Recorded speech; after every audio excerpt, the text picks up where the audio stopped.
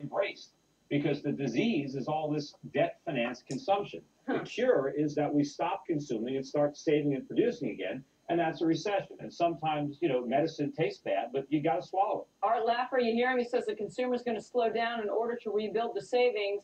And you know that 2/3 of the American economy is driven by the consumer. Do you believe that? No, I don't believe any of it whatsoever, Michelle. Excuse me, but what he's saying is that savings is way down in this country, but wealth has risen dramatically.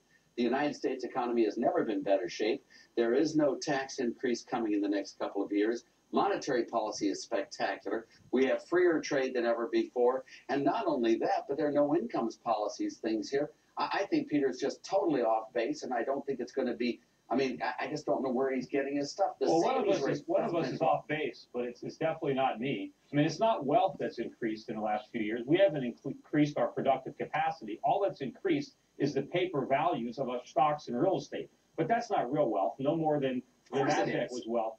When you see the stock market come down and the real estate bubble burst, all that phony wealth is going to evaporate. And all that's going to be left is all the debt that we accumulated to foreigners. Peter, I'm going to take a bet with you on this one. I'll bet you a penny on this one that if you'll sign a letter saying that if you're wrong, you'll sign a letter that you were wrong to me in this, but you're just way off base. There is nothing out there that tells us we're going to have a nice slowdown, but it's not going to be a crash. All right, let me ask you this. I'll bet you a lot more than a penny.